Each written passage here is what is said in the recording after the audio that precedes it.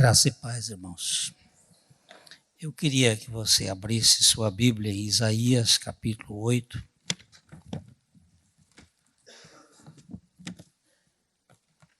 Isaías, capítulo 8. Verso 17 e 18.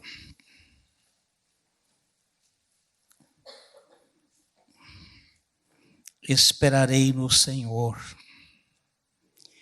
que esconde o seu rosto da casa de Jacó, e a ele aguardarei. Eis-me aqui, e os filhos que o Senhor me deu, para sinais e para maravilhas em Israel, da parte do Senhor dos Exércitos, que habita no Monte Sião. Só o teu Espírito para nos revelar a tua palavra. Nós clamamos que nesta noite, por misericórdia, tu sabes que somos indignos de abrir a tua palavra, mas concede-nos a graça de sermos instrumentos nesta hora. No nome do teu Filho Jesus. Amém. Deus escolheu um homem porque ele tinha uma finalidade a todas as famílias da terra. Ele, antes de criar qualquer outro sistema, ele criou uma pessoa coletiva, Adão, e depois deste Adão coletivo, ele formou uma família. A família antecede a qualquer organismo que existe no universo, na Terra. Antes da cidade, antes do Estado, antes das assembleias, e uma das assembleias é a igreja. Antes da igreja é a família. O projeto de Deus é com a família. Por isso, Satanás tem todo o empenho para destruir a família. Ele tem como alvo principal a família. Você abra a sua Bíblia em 1 Timóteo, capítulo 4.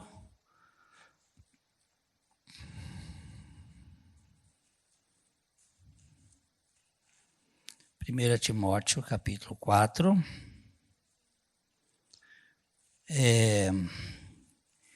O Espírito expressamente afirma, é uma afirmação muito categórica, que nos últimos tempos, alguns apostatarão da fé por obedecerem a espíritos enganadores e a ensinos de demônios, pela hipocrisia dos que falam mentiras e que têm cauterizado a própria consciência. E aí há uma palavra que é interessante, que proíbem o casamento, que na verdade não é proíbem o casamento, é que criam embaraços, obstáculos para o casamento. Nunca nós vimos tanta coisa hoje como agora, nesse tempo, contra a família e especialmente contra o casamento e as suas consequências relacionais. E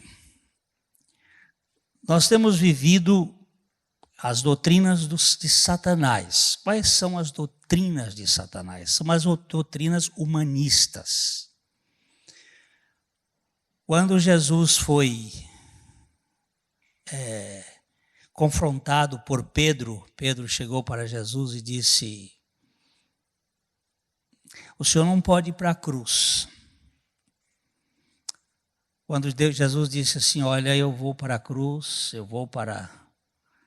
ele diz: isso de modo nenhum pode te acontecer. O senhor se preserve. E Jesus disse: arreda-te, Satanás, porque não cogitas das coisas de Deus, mas das coisas do homem. Então, o humanismo visa nos tirar da cruz e da obra que Cristo fez e nos colocar dentro de uma passarela de ações humanas, ações que a gente pode controlar. O texto que nós lemos de Isaías, capítulo 8, vamos voltar lá. Esperarei no Senhor que esconde o seu rosto da casa de Jacó. Engraçado isto.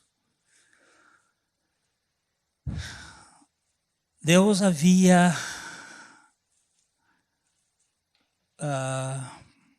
escondido o rosto dele da casa de Jacó. Quando é que Deus esconde o rosto da casa? Quando está o pecado.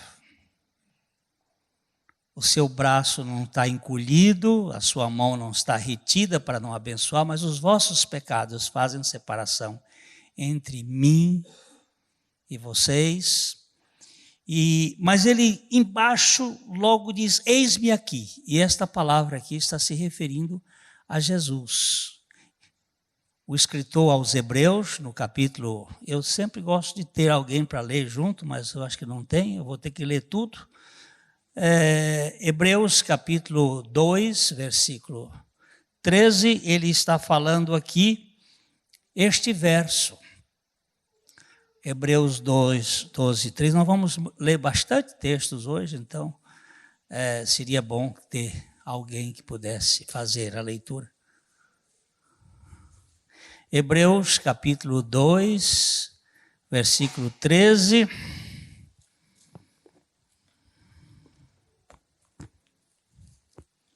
Eu vou caçar ele aqui, já para...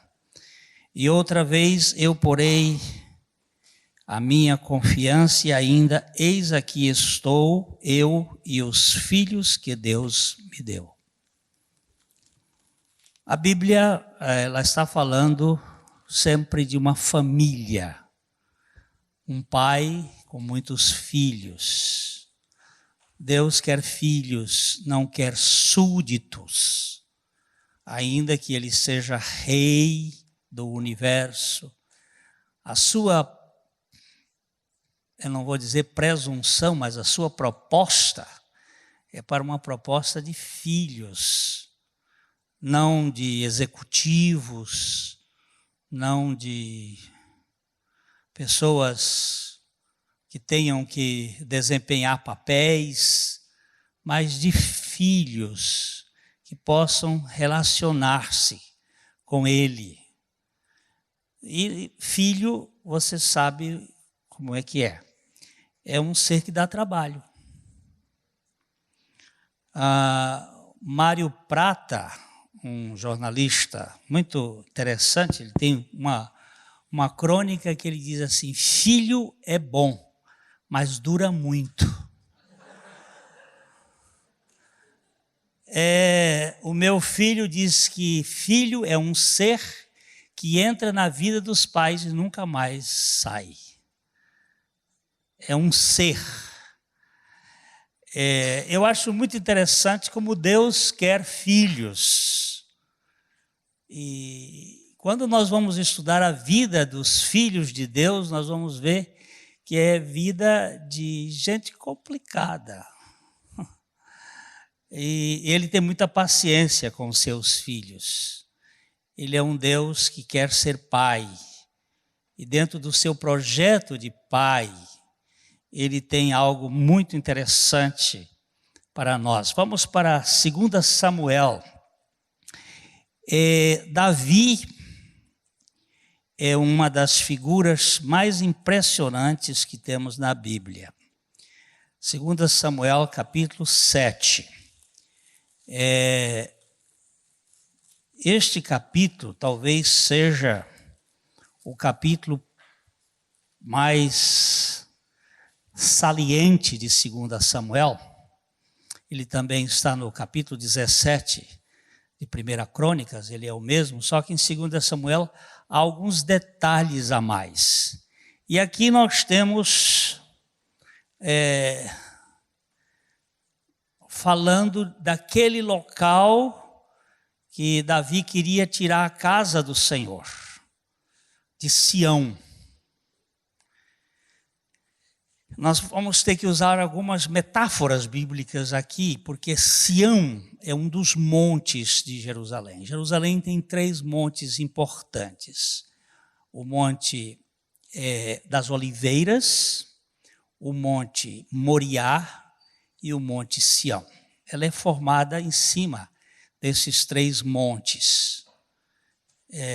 Ali nestes 3 montes nós temos toda a revelação do Pai, do Filho e do Espírito Santo. Quando o Salmo 133 diz: ó, quão bom e quão suave é que os irmãos permaneçam em união, e ele usa 2 figuras, é como o óleo precioso que desce pela barba, pela gola de Arão, e como o orvalho do Hermon, que desce sobre os montes de Sião. Esses montes de Sião estão distantes mais de 100 quilômetros do Hermon, que é um tipo de Jerusalém. E Sião é todo o projeto de Deus para a igreja. E a igreja é o conjunto das famílias, ou a família em conjunto de Deus. E Davi havia conquistado tudo que já estava por conquistar e tinha entrado em descanso. Mas a arca do Senhor, que tinha saído do tabernáculo de Moisés, que tinha sido retirada no tempo de Eli, quando ele não cuidou dos filhos, e problema de família, Hofni e Finéias, obrigado, Marco. Eles levaram uma arca como um amuleto para lutar contra os filisteus, e a arca foi tomada pelos filisteus. Eli, quando soube da história, caiu da cadeira, quebrou o pescoço, morreu, porque ele tinha sido um sacerdote infiel ao Senhor, e a família dele era uma família profana, e por causa disto, toda a família de Eli desapareceu da face da terra. Todos eles morreram. Deus disse que não ia ficar descendente. O último a morrer foi o sumo sacerdote Abiatar. Não deixou descendente. A arca foi tirada do tabernáculo e nunca mais a arca voltou para aquele tabernáculo, ficando praticamente 100 anos nas mãos dos filisteus. E depois parte em Israel. Aí Davi traz a arca e coloca no Monte Sião. Nós lemos ali que Deus disse que está com a sua face voltada contra Jacó. Mas eis aqui os filhos que tu me deste, e eles serão sinais e milagres que vão representar diante do Monte Sião. Nós vamos andar primeiro por aqui, depois a gente vai um pouquinho mais, para verificar o seguinte: Deus tem um projeto com Davi. Esse projeto com Davi começou quando o rei Saul cometeu o seu pecado mais grave. Saul era um psicopata, louco pelo poder, mas o pecado mais grave de Saul foi quando ele não matou os amalequitas. Mas não é para matar, Deus disse que era para acabar com os amalequitas. Ele não matou os amalequitas. E deixou a família de Agag, que está até hoje dando trabalho para Israel. Até hoje. O membro do Hamas, que escreveu um livro que saiu agora, chamado filho do Hamas. Está mostrando de onde descende a guerra atual. De onde ela vem? Da família de Edom.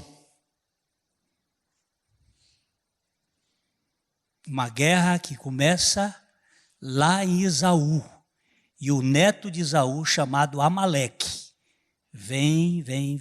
Quando você tem um câncer, você tem que tirar até a raiz desse câncer.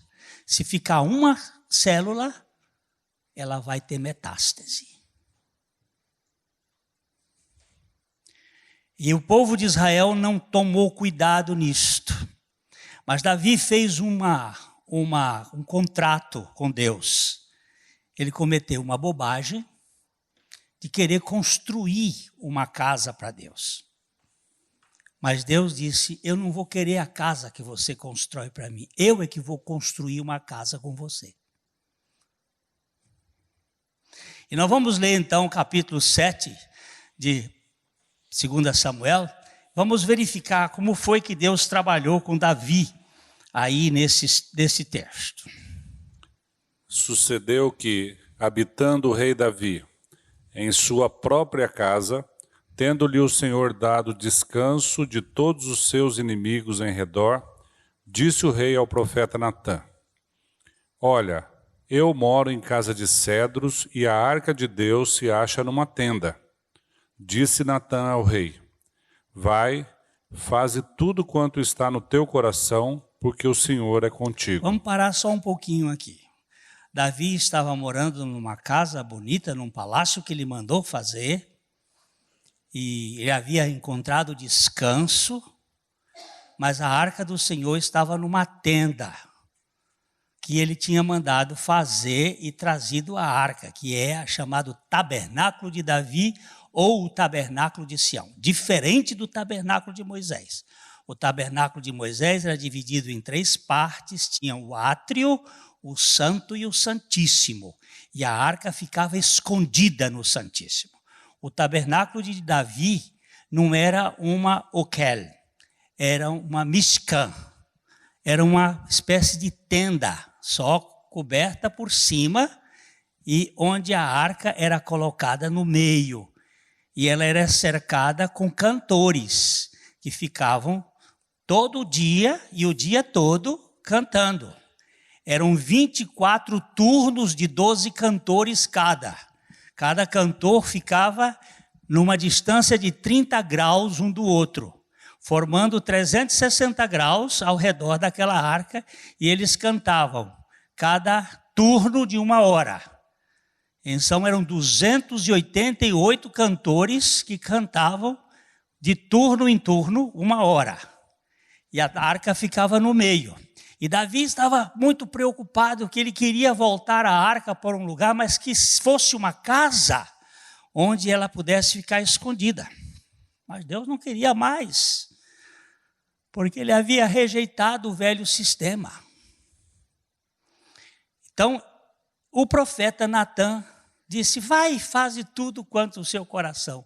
Profeta que não consulta a Deus, corre risco. Hoje um irmão veio conversar comigo e eu disse assim, eu não posso lhe dar uma resposta, tenho que consultar o Senhor. Eu sou o pior de todos, mas eu tenho que consultar o Senhor. Nós vamos agora no nosso ministério, com os pastores, nós não podemos fazer mais nada sem consultar. Se tiver que levar 1 ano consultando, nós vamos consultar para ouvir a voz do Senhor. Nós não podemos fazer nada pelo humanismo, pelo que eu acho, porque é um grande perigo. O profeta Natã disse para Davi, vai e faz como o seu coração te disser, vai lá e faz. Aí veja o seguinte, veja aí o verso 4. Porém, naquela noite veio a palavra do Senhor a Natã, dizendo, vai e dize ao meu servo Davi, assim diz o Senhor, edificar-me-ás tu casa para a minha habitação? Porque em casa nenhuma habitei desde o dia em que fiz subir os filhos de Israel do Egito até o dia de hoje. mas tenho andado em tenda e em tabernáculo. Em todo lugar em que andei com todos os filhos de Israel, falei acaso alguma palavra com qualquer das suas tribos, a quem mandei apacentar o meu povo de Israel, dizendo: por que não me edificas uma casa de cedro? Olha só, o Senhor está perguntando, você deu aquele recado, agora você vai dar o meu. E você vai fazer uma pergunta para ele, quando foi que eu pedi casa? Eu não morei sempre em tenda? O que você está fazendo, querendo construir para mim uma casa de cedro? Você não olhou o verbo andar que está aí? Eu sempre andei numa casa móvel. A casa move e eu movo e a casa move. Eu sou um Deus móvel, eu não sou um Deus que fica parado. Eu não sou um Deus enoteico, que fica localizado no tempo e no espaço. Eu sou um Deus que se move. Eu ando. Eu sou um Deus que manifesto em vários lugares. Por que você quer me fazer uma casa parada? Mas Davi estava obstinado, né? E ele diz aí no verso 8... Agora, pois, assim dirás ao meu servo Davi: assim diz o Senhor dos Exércitos: tomei-te da malhada, de detrás das ovelhas, para que fostes príncipe sobre o meu povo, sobre Israel. Deus agora vai começar a lembrar de onde ele começou com Davi. No dia que no dia que Samuel foi procurar um rei para substituir Saul, ele foi para a casa de Jessé. Deus mandou ele para a casa de Jessé. E Jessé tinha 8 filhos. 7 estavam na casa e 1 não estava na casa. Os 7 eram rapazes bonitos, eram rapazes fortes, altos, mas havia um que não era muito recomendável, era Sarará. Era de bela aparência, mas frágil, a aparência frágil, parece que é isso que o texto quer dizer. E ele vivia cuidando de ovelhas, parece que ele era excêntrico. Gostava de tocar harpas e jogar pedra e matar bicho, e ficava lá no meio cuidando das ovelhas. E quando o profeta Samuel entrou na casa de Saul, trazendo o óleo no chifre de carneiro, para ungir aquele a quem Deus já havia escolhido, ele começou pelo Samar, que era um rapagão bonito, e quando o Samar passou na frente dele, ele olhou e disse: certamente é aquele. O Senhor disse: não olhe para a aparência, porque eu não escolho segundo a aparência, eu escolho segundo o coração. E aí foi passando um por um, até o último, e quando terminou, ele perguntou, disse: não tem nenhum outro? Aí o pai disse: tem um trameladozinho aí que está lá no meio das ovelhas, manda buscar, porque nós não sentaremos à mesa enquanto ele não chegar. E quando Davi chegou, o Senhor diz: é este. E ele fez a primeira unção sobre a cabeça de Davi. Davi tinha mais ou menos 16 anos quando ele recebeu a sua primeira unção. Unção escolhida de um jeito, unção do outro, mas esse foi escolhido assim, e Deus havia colocado os olhos nele. Davi foi, dali para frente, foi terapeuta de Saul. Saul tinha um espírito de possessão maligna da parte do Senhor. Vocês vão ter que saber que Deus muitas vezes manda espíritos malignos para perturbar a gente, porque o texto bíblico é muito claro em dizer isto. E aquele Saul às vezes ficava meio trambelhado, e Davi ia tocar a harpa para ele e cantar. E aí quando ele cantava e tocava, o espírito de Saul amainava e ele ficava quieto. Davi foi ser escudeiro de Saul. Davi fez um bocado de coisa. Mas Deus tinha algo especial para Davi. Ele queria fazer um acordo com Davi de uma casa. Saul foi rejeitado, Davi foi começar o processo, e ele começa lá na malhada, onde eu te peguei. E aí vamos seguindo. E fui contigo por onde quer que andaste, Eliminei os teus inimigos diante de ti e fiz grande o teu nome, como só os grandes têm na terra. Prepararei lugar para o meu povo, para Israel, e o plantarei, para que habite no seu lugar e não mais seja perturbado, e jamais os filhos da perversidade o aflijam como dantes. Desde o dia em que mandei, houvesse juízes sobre o meu povo de Israel. Dar-te-ei, porém, descanso de todos os teus inimigos. Também o Senhor te faz saber que Ele, o Senhor, te fará casa. Quem vai fazer a casa sou eu, não é você que vai fazer casa para mim. Eu vou fazer casa para você. Sou eu que vou fazer casa. Você não vai fazer casa para mim, porque Deus nunca habitou em casa feita por mãos do homem. Eu é que vou fazer casa para vocês. Vamos ver, continuar aqui, para você, Davi. A palavra casa é a mesma palavra, Beit. Ele usa para a casa que Davi queria construir, como a casa que Deus vai construir para Davi. Nós vamos já chegar lá. Quando teus dias se cumprirem e descansares com teus pais, então farei levantar depois de ti o teu descendente, que procederá de ti, e estabelecerei o seu reino. Este edificará uma casa ao meu nome, e eu estabelecerei para sempre o trono do seu reino. Presta atenção. Levantarei depois de ti o teu descendente, não um teu descendente. O teu descendente. E ele vai fazer a casa. Este teu descendente é que vai fazer a casa em meu nome. E eu estabelecerei para sempre o trono do seu reino. Não do teu reino, mas do reino do teu descendente.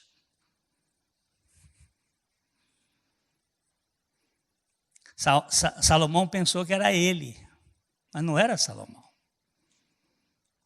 O templo que Salomão fez não era habitado por Deus, porque Deus não habita em templos feitos por mãos humanas. O templo era simbólico da habitação de Deus.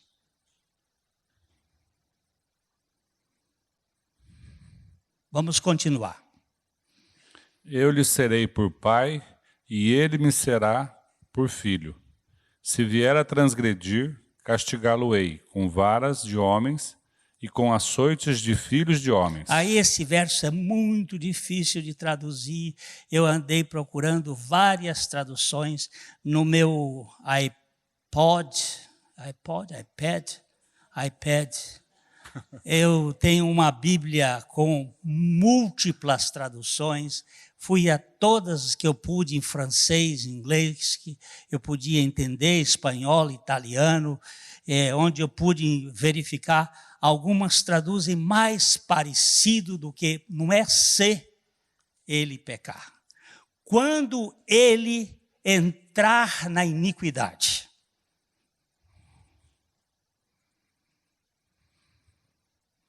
Eu castigá-lo-ei com varas e com castigo de homens. Quando foi que ele entrou na iniquidade? Aí onde você está vendo? Não é se ele pecar. Se ele, na verdade o verbo significa quando ele for dobrado, retorcido, eu vou castigá-lo com as varas. E depois? Mas a minha misericórdia se não apartará dele, como a retirei de Saul, a quem tirei de diante de ti. Porém a tua casa e o teu reino serão firmados para sempre diante de ti. Teu trono será estabelecido para sempre. Segundo todas as palavras e conforme toda esta visão, assim falou Natã a Davi. Olha, Agora você traz o recado certo, não dá o seu não, viu, Natan? Dá o meu. E o meu recado é que eu tenho alguém para construir um templo para mim, uma casa. Esta casa é a igreja. O santuário de Deus. Vós sois o santuário de Deus que habita em vós. E o Espírito Santo está em vós. Quem é a casa de Deus? A igreja, a família de Deus. A família de Deus. Depois daí para frente, Davi vai fazer uma oração. E ele fica extasiado. Como é que o Senhor escolheu a mim, o pior? E ele não sabia ainda o que é graça. E graça é Deus escolhendo os desgraçados. A pessoa pior que podia ser escolhida para ser o tipo de Cristo foi Davi. Ele representa o que há de mais sujo na natureza humana e o que há de mais precioso da natureza divina. Você quer ver um negócio como é lindo, Davi e Saul? Saul tentou matar Davi N vezes. 2 vezes ele pegou a lança e enfiou na parede contra Davi. Davi se desviou e Saul tentou matar Davi de todos os jeitos. E 2 vezes Davi teve com Saul ali na mão para matá-lo. Uma vez enquanto ele aliviava o ventre, palavra bonita, né? Quando ele entrou numa caverna e tirou a sua capa e pendurou a capa e se agachou para fazer as suas necessidades, Davi veio de ponta e pé com a sua espada afiadíssima, porque a espada de Davi era afiada entre os filisteus. Depois você vai descobrir umas coisas que o povo de Israel ainda estava no tempo do cobre. E os filisteus estavam no tempo do ferro. Já estavam no ferro fundido, bem mais evoluído. E Davi, para vencer os filisteus, teve que bancar-se de louco e fazer estágio na casa de Aquis, o rei da Filistia. E lá ele aprendeu algumas coisas, e entre elas que ele aprendeu lá, foi afiar a espada dele. A espada dele cortava como a de samurai.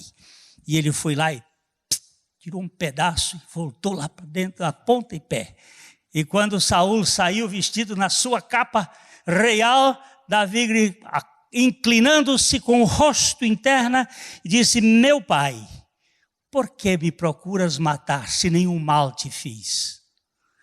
És tu, meu filho Davi. Por que tu estás me procurando matar? Se eu quisesse te matar hoje, te mataria. E mostrou o pedaço. E ele diz: tu és mais puro do que eu, meu filho. Mas tudo era mentira. Você nunca confie num psicopata. Porque tudo que ele diz é mentira. Aí Davi saiu desta. Daqui a um tempo, está Saul de novo atrás de Davi. Ele está encostado na caverna, se escondido lá. Tem várias cavernas naquela região sul da Judéia. E tinha um monte, Davi se escondeu lá. E Saul cansado com 3.000 soldados, você imagina. Cansado, ele dorme. Davi chama Amasa, o seu escudeiro, e diz: vamos lá no acampamento. No meio do acampamento, 3.000 soldados dormindo no chão, naquelas esteiras. Davi vem, aponta em pé. Está Saul deitado aqui, está Abner deitado aqui. Abner é o general, ministro da guerra. A bilha, o cantil estava aqui do lado, a lança estava aqui. Davi entra, pega, arranca a lança, porque a Bíblia aqui diz que Deus deu um sono naquele povo, semelhante ao sono que Adão teve quando arrancou a costela, semelhante ao sono que Abraão teve quando Deus assinou sozinho o contrato da graça, para que Abraão não acordasse. É um sono anestésico. E Davi tirou, sobe de novo o monte. E aí Amasa diz assim: por que tu não matas aqui? Deus te deu. Ele disse: não ouso lançar a mão contra o ungido do Senhor. Deixa Deus cuidar com ele. Deus que deu a unção, Deus que cuide. E subiu, e quando chegou lá em cima, Davi gritou: Abner, general de meia tigela. Esse meia tigela é por minha conta. Onde está que não proteges o teu rei? Acordaram todo mundo. És tu, meu filho Davi? De novo. Eu podia ter te matado. Por que tu está aí? Ele chora. Saul chora. E disse: o teu coração é melhor do que o meu. Eu te procuro para matar e tu me proteges. E faz aquela choradeira. Você pensa que ele parou de querer perseguir Davi? Só por um tempo. Depois estava ele atrás de Davi. Outra vez aí Davi teve que fugir. Mas no dia que Davi soube que Saul havia morrido, tem um cântico na Bíblia que depois você vai ler, que você vai chorar, como eu chorei.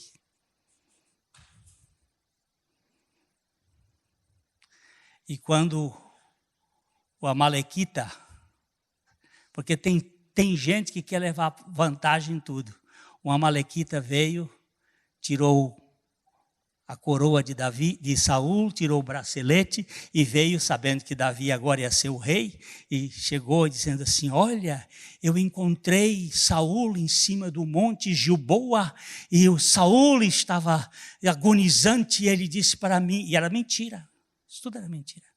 Eu disse para mim: caia a sua espada sobre mim e me termine de matar. E eu matei. Mentira. Não aconteceu assim. Depois vocês vão ler no capítulo 28 de 1 Samuel, vocês vão ver como é que é. Vou deixar bastante gosto para vocês lerem, porque isso tudo está falando de um contrato. Aí Saul morreu e eu trouxe aqui a coroa de ouro e o bracelete. Davi disse: como tu ousas tocar no ungido do Senhor? Chamou o seu escritor e disse assim: mate-o. Teve toda a chance. Mas assim como Cristo assume o pecado, não tinha vingança. Era o contrato de uma família.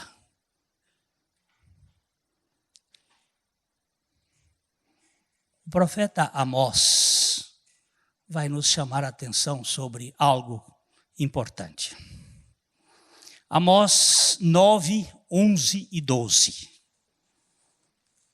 Amós agora está falando de uma coisa que ia acontecer no futuro. Naquele dia, levantarei o tabernáculo caído de Davi, repararei as suas brechas e, levantando-o das suas ruínas, restaurá-lo-ei como fora nos dias da antiguidade, para que possuam o restante de Edom e todas as nações que são chamadas pelo meu nome, diz o Senhor, que faz estas coisas. Engraçado, Mário Rocha. Ele está dizendo, naqueles dias, o quê? Eu vou levantarei o tabernáculo caído. Tabernáculo de quem? De Davi. Não tinha um outro tabernáculo? O tabernáculo de Moisés? Esse Deus disse: eu já desprezei. E o templo não estava construído quando o profeta Amós disse? Estava. Mas ele disse: naquele tempo eu vou reconstruir. É Deus dizendo. O tabernáculo de Davi que foi caído. Isso é o profeta profetizando para alguns centenas de anos depois. o tabernáculo de Moisés, de Davi, que está caído. E aí no verso 12 ele fala de Edom. Quem é Edom? Quem é Edom? Quem é Edom? Meu Deus do céu. Esaú, gente. São os dois irmãos. É um problema de briga de família que começou no ventre. É a guerra da nova ordem mundial. Vocês nunca viram falar nessa guerra. Entre dois povos que já lutavam no ventre da mãe, e por causa de uma raiz de amargura, ela vem se perpetuando através dos tempos para que a família não tenha mais saúde.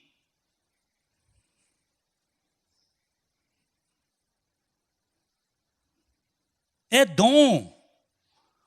Quem são os edomitas? São os inimigos de Israel. Ou vocês nunca ouviram falar do caduceu? Que diacho é caduceu? Ou vocês nunca ouviram falar no Santo Grau? Ah, mas o Santo Grau é o lugar onde pôs o sangue de Cristo. Mentira! Hoje na história.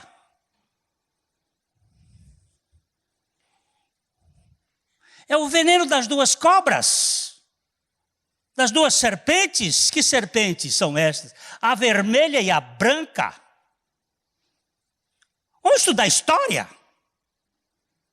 Não vamos ser enganados pelos Illuminatis e pelos que colocam na história alguns fatos que não são verdadeiros.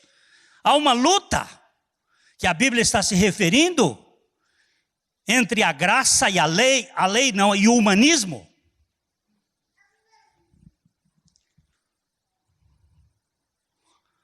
Para destruir o quê? Aquilo que Deus tem, a família.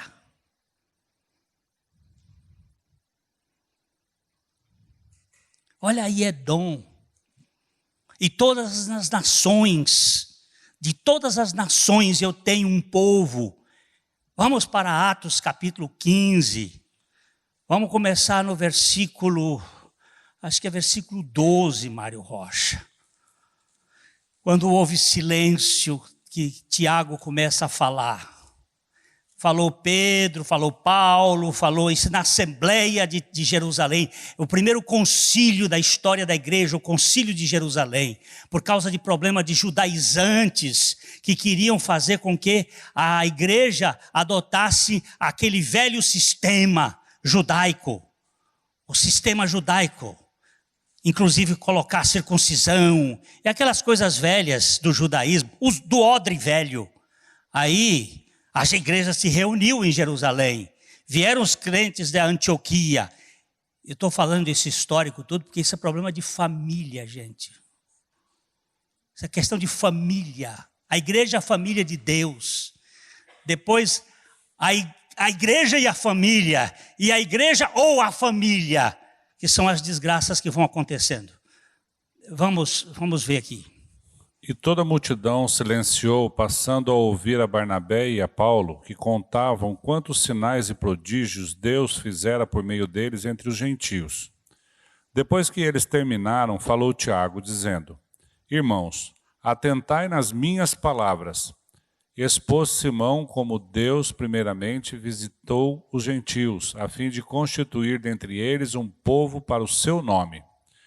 Conferem com isto as palavras dos profetas, como está escrito: Cumpridas estas coisas, voltarei e reedificarei o tabernáculo caído de Davi, e levantando-o das suas ruínas, restaurá-lo-ei, para que os demais homens busquem o Senhor, e também todos os gentios sobre os quais tem sido invocado o meu nome, diz o Senhor, que faz estas coisas conhecidas desde séculos. Pelo que julgo eu, não devemos perturbar aqueles que dentre os gentios se convertem a Deus. Aí vamos parar bem.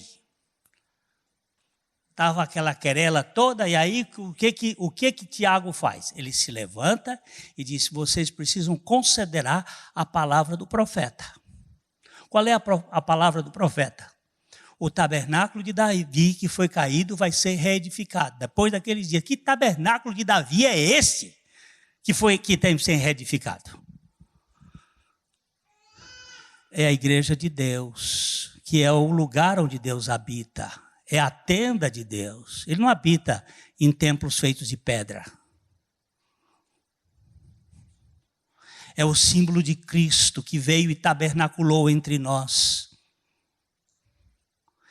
É a igreja como um instrumento da presença de Deus. É a família de Deus. Eis aqui eu e os filhos que tu me deste. A igreja.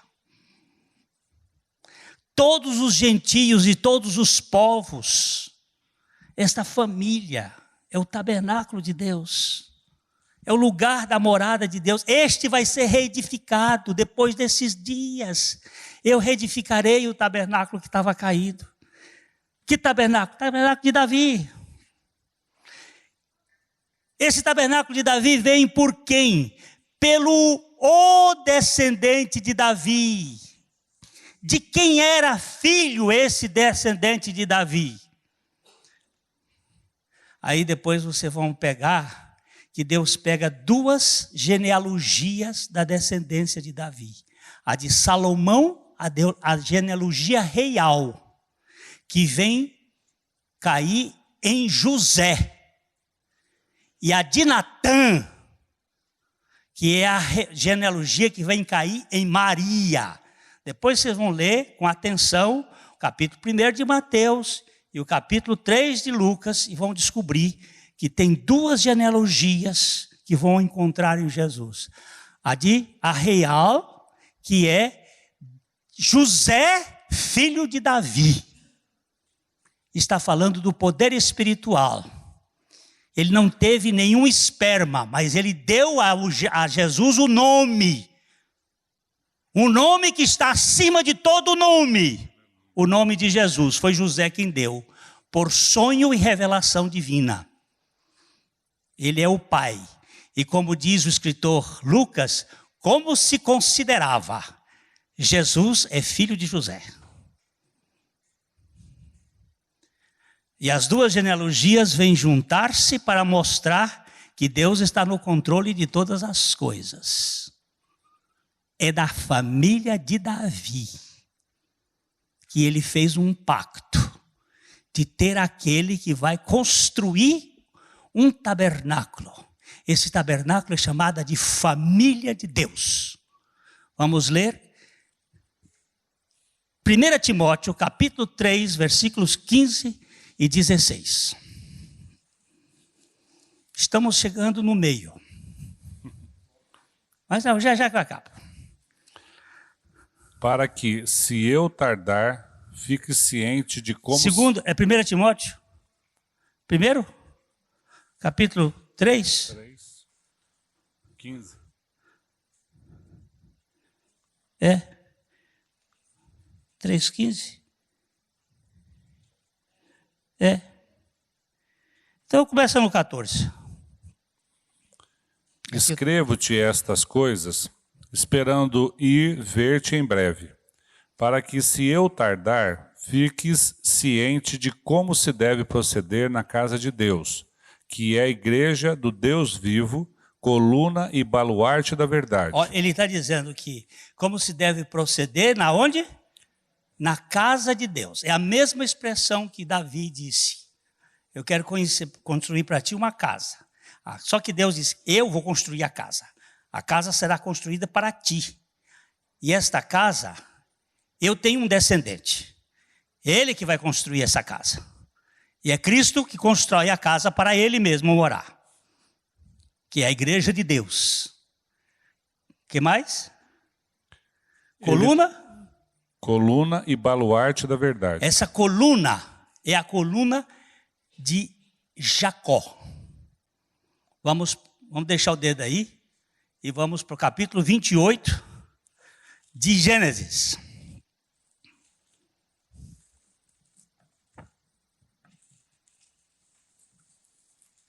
28, 17.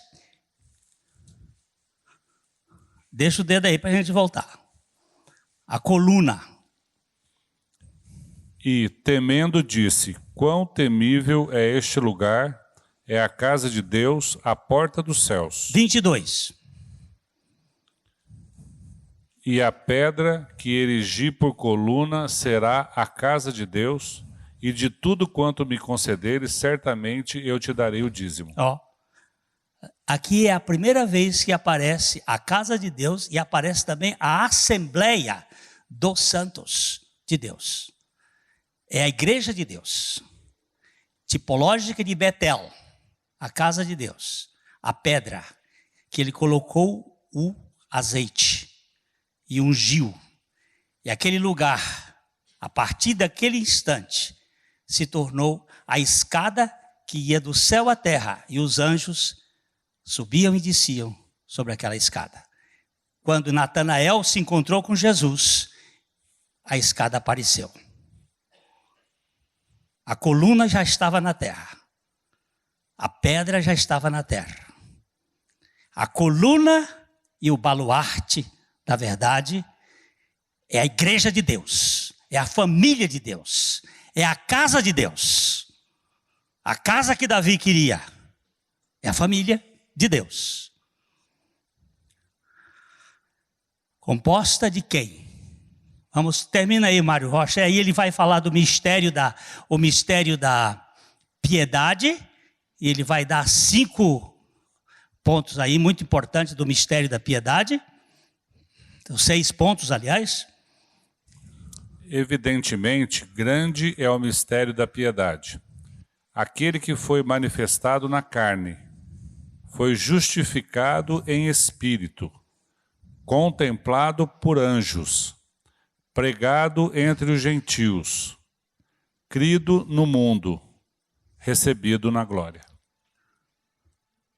Este é o mistério da piedade, todo voltado para Cristo. Todo voltado para Cristo. De onde toda a igreja se manifesta como família de Deus. Vamos agora para Efésios capítulo 2, a partir do verso 11.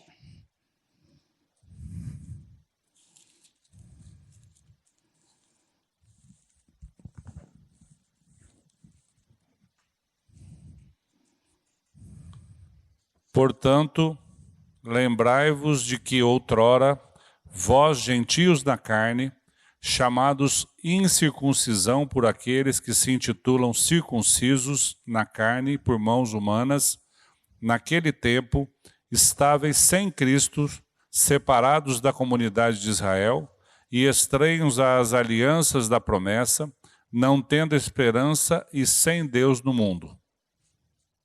Mas agora em Cristo Jesus, vós que antes estáveis longe, fostes aproximados pelo sangue de Cristo, porque Ele é a nossa paz, o qual de ambos fez um, e tendo derribado a parede da separação que estava no meio, a inimizade, aboliu na sua carne a lei dos mandamentos, na forma de ordenanças, para que dos dois criasse em si mesmo um novo homem, fazendo a paz, e reconciliasse ambos em um só corpo com Deus por intermédio da cruz, destruindo por ela a inimizade. eu paro aqui só para dizer assim: sai da tua terra, sai da tua parentela, vai para um lugar que eu te mostrarei, e em ti serão benditas todas as famílias da terra.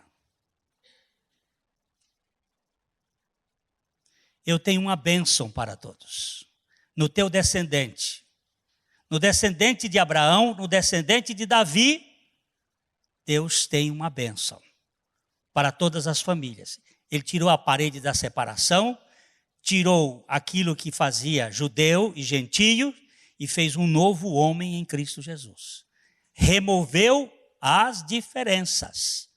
Agora só tem um novo homem em Cristo Jesus. Amém. Continue lendo. E vindo, verso 17. E vindo, evangelizou paz a vós outros que estáveis longe, e paz também aos que estavam perto, porque por ele ambos temos acesso ao Pai em um Espírito. Assim, já não sois estrangeiros e peregrinos, mas concidadãos dos santos, e sois da família de Deus, edificados sobre o fundamento dos apóstolos e profetas, sendo ele mesmo Cristo Jesus a pedra angular, no qual todo o edifício bem ajustado cresce para santuário dedicado ao Senhor, no qual também vós juntamente estáis sendo edificados para a habitação de Deus no Espírito. Olha que coisa mais linda. Os 12 patriarcas e os 12 apóstolos sendo o fundamento da família de Deus. A construção do tabernáculo de Davi que tinha sido caído.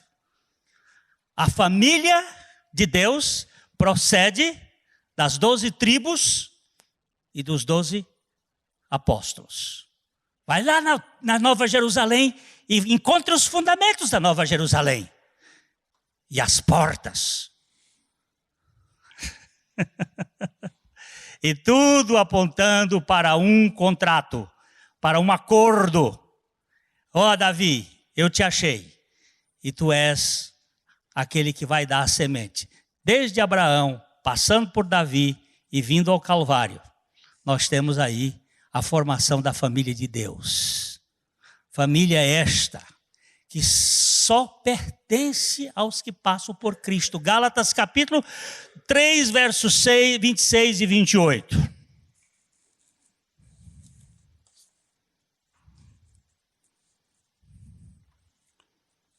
Pois todos vós sois filhos de Deus mediante a fé em Cristo Jesus. Porque todos quanto fostes batizados em Cristo Jesus, vos revestistes. Dessarte não pode haver judeu, nem grego, nem escravo, nem liberto, nem homem, nem mulher, porque todos vós sois um em Cristo Jesus. Lê o 29 também. E se sois de Cristo, também sois descendentes de Abraão e herdeiros segundo a promessa. Ó, que coisa mais linda. Tudo começa lá com Abraão, passa por Davi, chega em Jesus, o único descendente de Abraão é Jesus. O descendente de Davi é Jesus. O formador do tabernáculo de Davi é Jesus. E a família de Deus é formada por aqueles que vieram e foram batizados em Jesus. Batizados na sua morte. Essa é a igreja de Deus. Agora, dentro da igreja de Deus tem um bocado de famílias individuais. Então, a igreja e a família, as famílias. A igreja e as famílias, por exemplo, tem um caso. Eu vou citar só um caso, porque o tempo não dá tempo. E o tempo, quando não dá tempo, a gente não tem tempo para gastar com muita coisa que tem tempo. 1 Timóteo 5,16. Quando tem viúva dentro da igreja, e você pode cuidar da viúva, você não dá para a igreja cuidar. Aí nós vamos pegar o princípio, só o princípio, para a gente mexer nesse princípio só de passagem.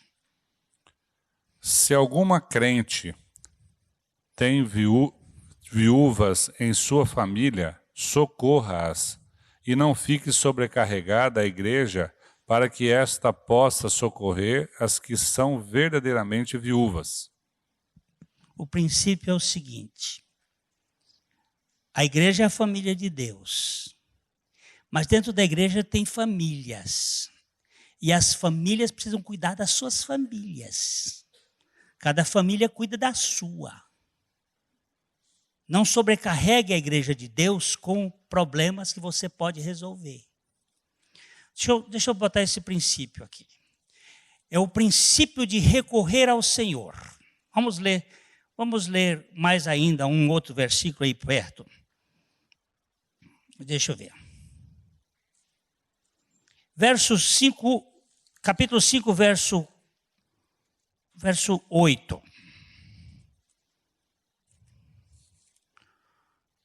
1 Timóteo 5, 8. Ora, se alguém não tem cuidado dos seus, e especialmente dos da própria casa, tem negado a fé e é pior do que o descrente.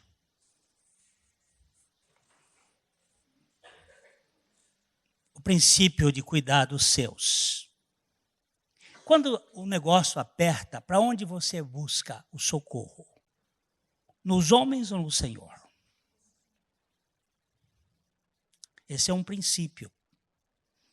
A igreja precisa, ela é um amparo, mas ela não pode resolver as coisas. A igreja pode ir com cada um diante do trono de Deus.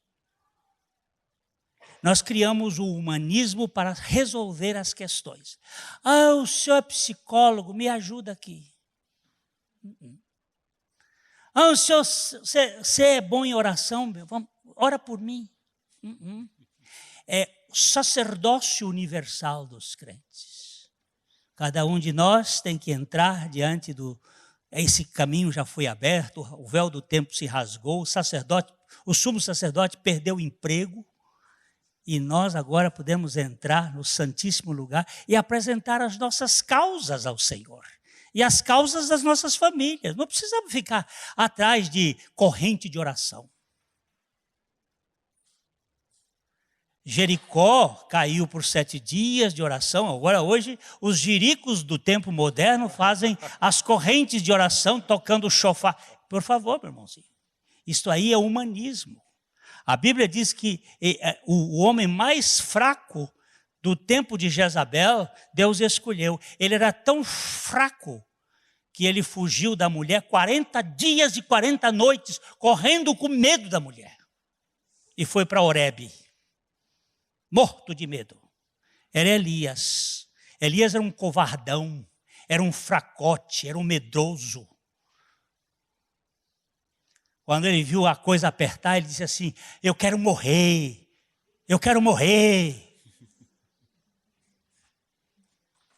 Mas Deus disse, eu quero você, e eu vou usar você, com toda a sua fraqueza, com toda a sua incapacidade. E a Bíblia diz que Elias era um homem sujeito às mesmas fraquezas que nós. Mas ele orou. E ele não chamou ninguém para orar com ele. E por 3 anos e 6 meses não choveu. E ele orou. E a chuva caiu sobre a terra igual no Rio de Janeiro hoje. Abundantemente. O escudeiro dele, o acólito dele, ele ficava vendo assim. Ele era tão impaciente que ele dizia, ele orou a Deus e ficou com impaciência. Não fique preocupado se você fica com impaciência. Há pouco tempo ele está me ouvindo, lá em Curitiba, ele está me ouvindo aqui pela internet agora. Ele estava preocupado que vai ser operado amanhã. É um irmão muito querido nosso. Preocupado. E como eu também fico, ansioso. Mas a minha Bíblia diz, lançando sobre ele toda a vossa ansiedade. Elias estava ansioso, preocupado, e ele dizia para o acólito dele, vai ver lá se já tem nuvem. E o camarada foi lá, olhou a primeira vez, está céu limpo. Ele tinha orado, aí eu, vai lá de novo. E ele foi 7 vezes. A palavra 7 significa um tempo completo ou um tempo abundante, uma coisa, 7 vezes. Na última vez, ele viu uma nuvem do tamanho de uma mão. Aí ele disse, basta. Porque o judeu pede sinal. Todo judeu quer ver sinal primeiro para poder crer. Elias era judeu. Estava atrás de sinal. Os gregos querem sabedoria. São atrás de conhecimento. Se você estiver atrás de conhecimento, é da filosofia grega.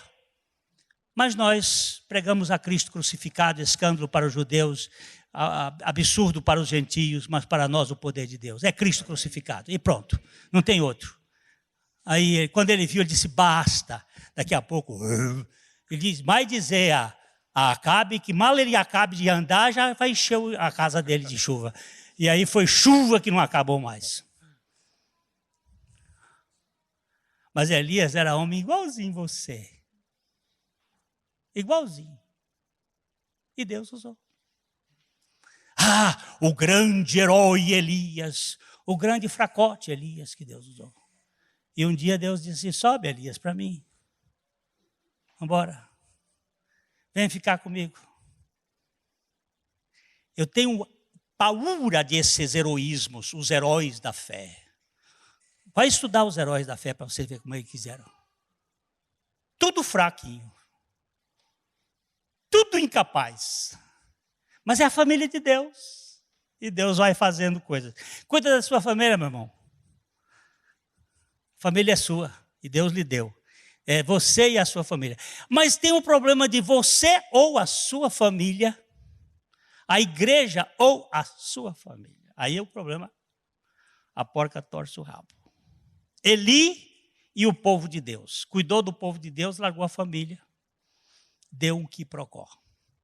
Samuel e o povo, ou o povo de Deus. Samuel cuidou do povo de Deus, largou a família e deu um quiprocó. Davi, olha Davi agora, e o povo de Deus, cuidou do povo de Deus e largou a família e deu o quiprocó.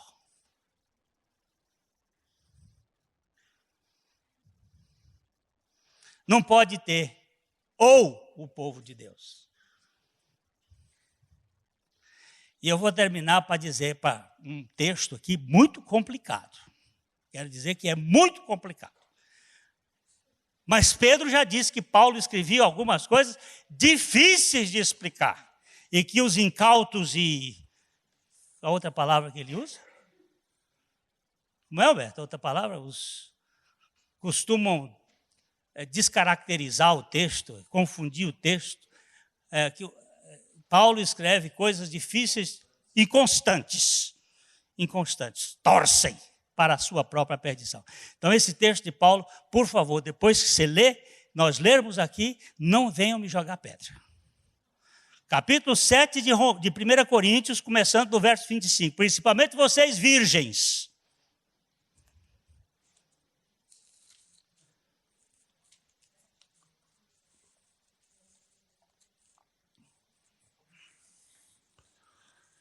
Com respeito às virgens, não tem o mandamento do Senhor. E por que você vai falar, Paulo? Se você não tem mandamento do Senhor, ele vai dizer por quê.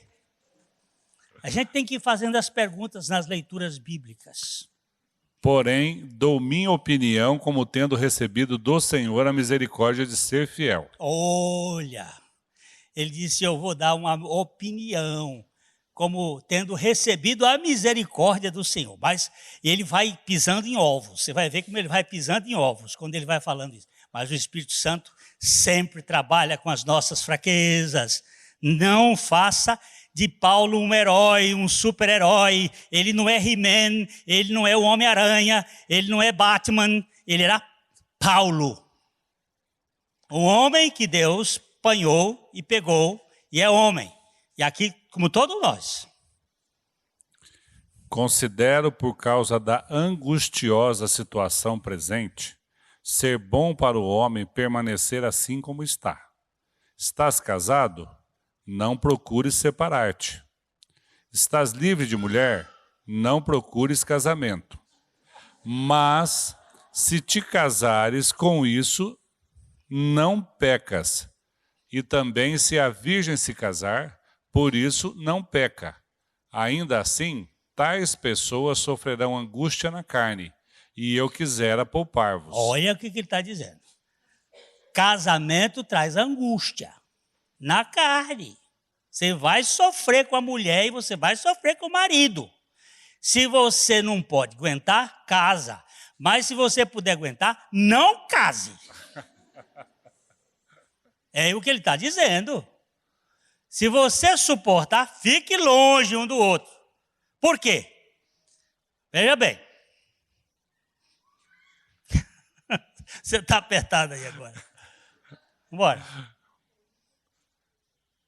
Isto, porém, vos digo, irmãos, o tempo abrevia. O que resta é que não só os casados sejam como se o não fossem, mas também os que choram como se não chorassem, e os que se alegram como se não se alegrassem, e os que compram como se nada possuíssem, e os que se utilizam do mundo como se dele não usassem, porque a aparência deste mundo passa. O que realmente eu quero é que estejas livres de preocupações.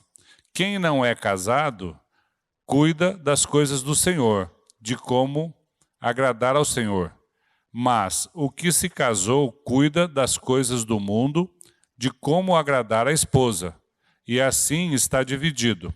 Também a mulher, tanto a viúva como a virgem, cuida das coisas do Senhor, para ser santa, assim no corpo como no espírito. A que se casa... Santo aí não é puro, não, é dedicado a, separado para o Senhor, podendo trabalhar para o Senhor sem preocupação de cuidar da mulher, dos filhos, das outras coisas deste mundo. Porque quem está casado tem que cuidar da mulher e dos filhos. E o outro que está só. Por isso que a Igreja Católica usa essa ideia do padre não casar. Foi baseado nesse texto, que Hildebrando colocou isso como forma legal. Então vocês não se casem, aí vocês vão ficar bem cuidando.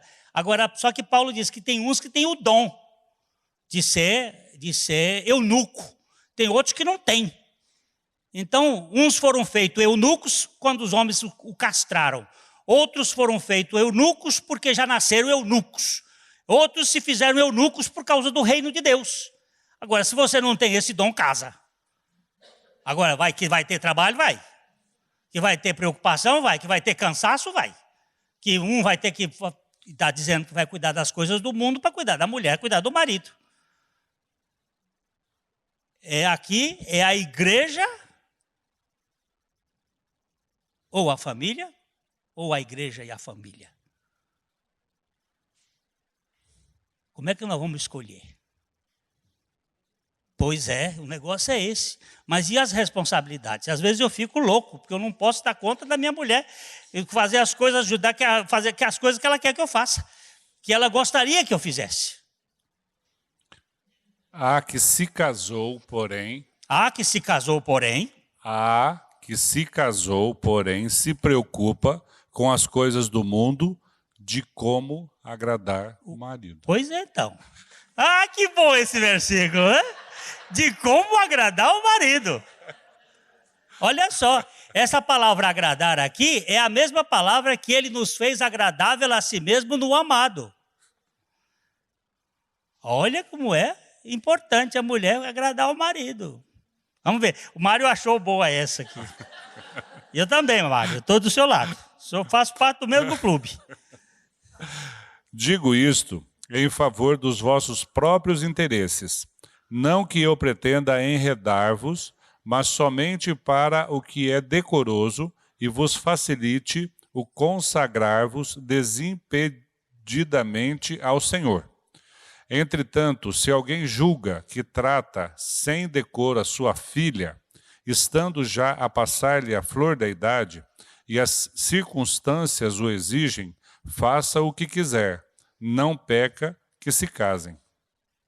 Se a moça não aguenta, casa a filha. Todavia, se o rapaz, casa o filho.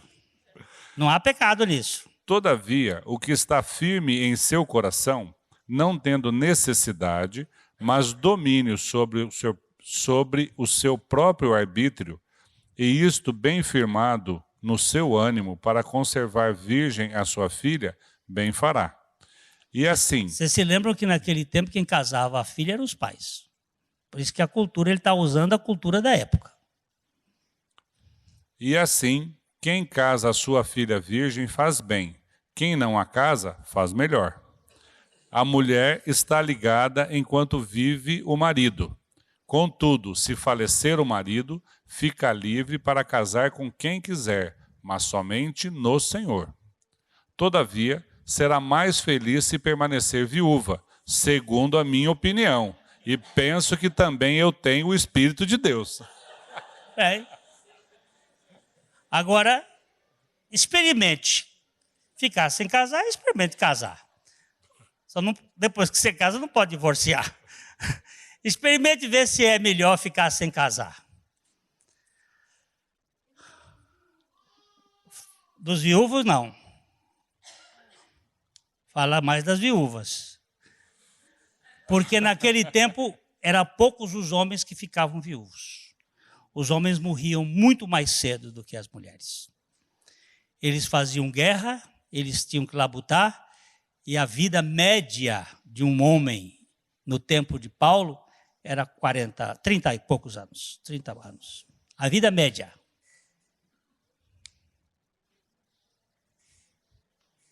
Então as mulheres ficavam viúvas, muito fácil. E aí Paulo, inclusive, vai dizer que só se adote na igreja uma mulher viúva que tivesse mais de 65 anos para ser ajudada. E que fosse verdadeiramente viúva. E que tivesse lavado os pés dos santos. E que tivesse ajudado. Aí tem umas regras, são 5 regras.